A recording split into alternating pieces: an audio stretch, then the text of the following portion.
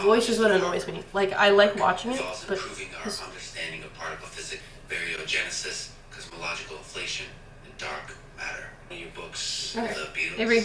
song.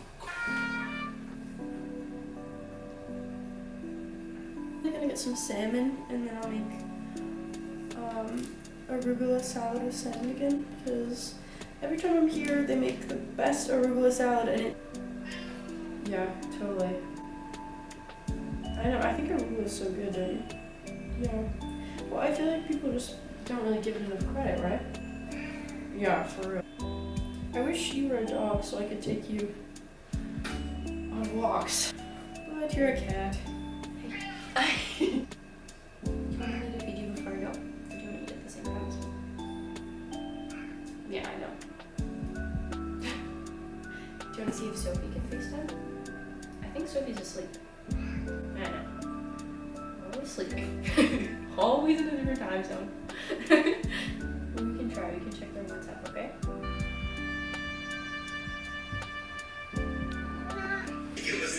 It's not. Cereal. They're awake. If they're on, I don't know what the town that they live in is called still. I know it's in Denmark, and I know it's not Copenhagen. Treated. I think it was the oil. He's from Massachusetts. How do you practice? I feel like you knocked something hard on it, right? Or like circuit. Like, I don't think I had to take it out. No, it's not. Yeah.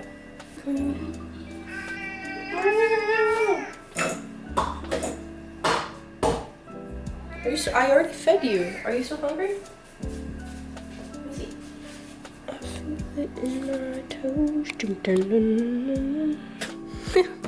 Okay. Optimism in unexpected places.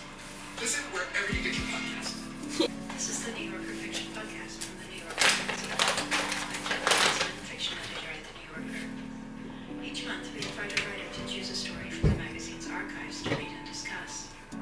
This month, we're going to hear Varieties of Exile by Lex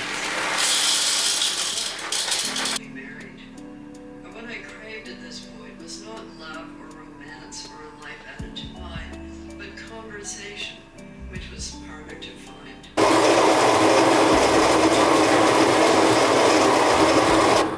Thank you, Margaret, for doing this. You are a long-time admirer of her herself, and we taped a podcast of a different story by Mavis Glenn. How would you sum up what she did in fiction? I think they got on like a house on fire, because although they weren't good drink, just to clarify, this is Graham Gibson, your husband. Were you together? I think she was a bit more dubious about me than she was about him. He said one of the most wonderful things that happened on that trip was he was a bit worried about Paris traffic, which can be quite. They don't have a tamp. Do you think that's right? And Definitely, it's way too close, but I think that's. occasion. She was kind enough to introduce me at a reading I was giving at Shakespeare and Company. It was supposed to be with another writer who will remain nameless. That person was supposed to be reading first, and he didn't turn up and didn't turn up and didn't turn up, and finally we went ahead.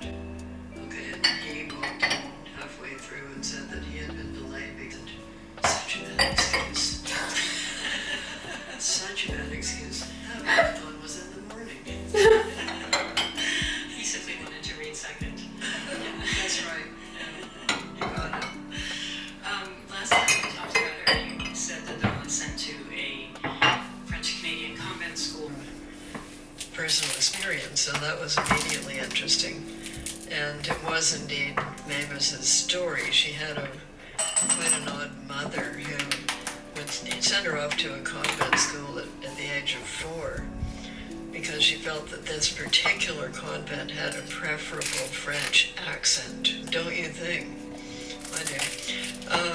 So she had a problematic relationship with her mother, a very warm one with her father, but he died young. She was very used to making her own way, which she had done to considerable effect. And I wish I would dress like this all the time. Oh, it's so comfy.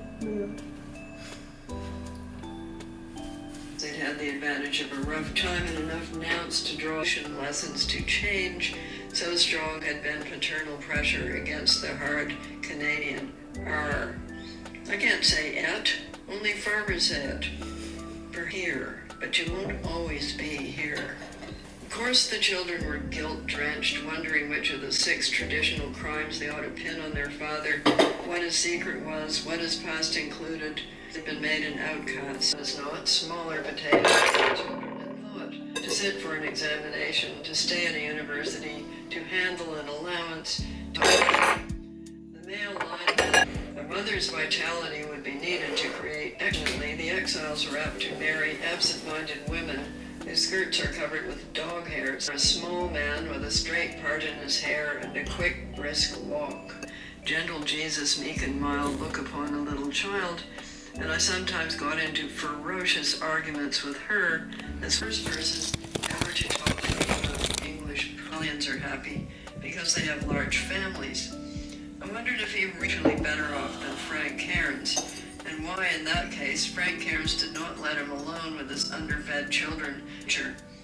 This was a British left-wing people more or less as they were, though he did speak about downtrodden nowhere.